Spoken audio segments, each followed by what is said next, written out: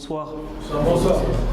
Ce film, l'égalité, quand j'ai vu le thème du festival, raconte-moi le futur.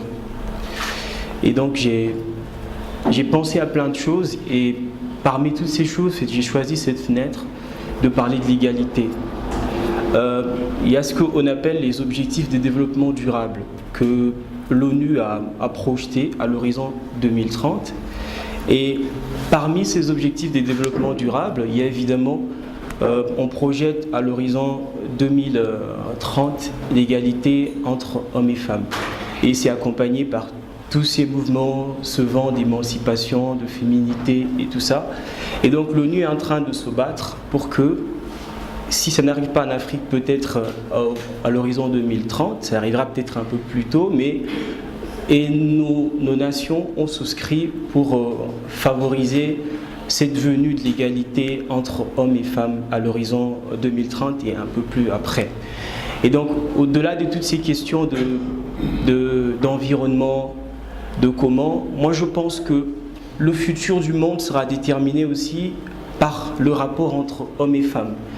Parce que le monde reposant sur la famille, et la famille est vraiment, si nous prenons la famille dans le sens des relations hétérogènes, la famille est constituée de l'homme et de la femme, et donc mieux la famille se portera, mieux la société se portera aussi. Et donc j'essaie de me projeter à travers le regard d'un enfant. Il est en train d'imaginer quel sera en fait le rapport de l'homme si on voudrait que la femme soit l'égale de l'homme à l'horizon 2030. Et donc, quelle sera la famille et quel sera le pays tout entier, quel sera le monde fait. Le monde aura quelle image à l'horizon 2030 parce que, et il finit avec une phrase forte qui dit et que deviendra notre sagesse qui dit éduquer une femme, c'est éduquer toute une nation. Parce que j'ai entendu les femmes le dire souvent à l'occasion du 8 mars et des mouvements, des journées d'émancipation et tout ça. Les femmes s'en prévalent. Elles disent qu'elles sont le dépôt de l'éducation du monde. Et c'est ça dans notre culture en fait. On éduque la femme pour que la femme répercute cette éducation-là au sein de la famille. C'est ainsi que tous les hommes se battent pour prendre des femmes de bonne moralité, afin de préserver leur progéniture, de préserver leur avenir.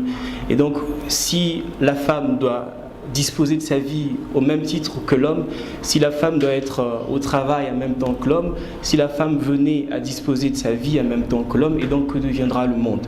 Voilà, j'essaie de projeter ça à travers le regard d'un enfant qui a 12 ans et qui imagine à l'horizon 2030 ce que sera le monde si la femme doit être l'égale de l'homme. Je vous remercie.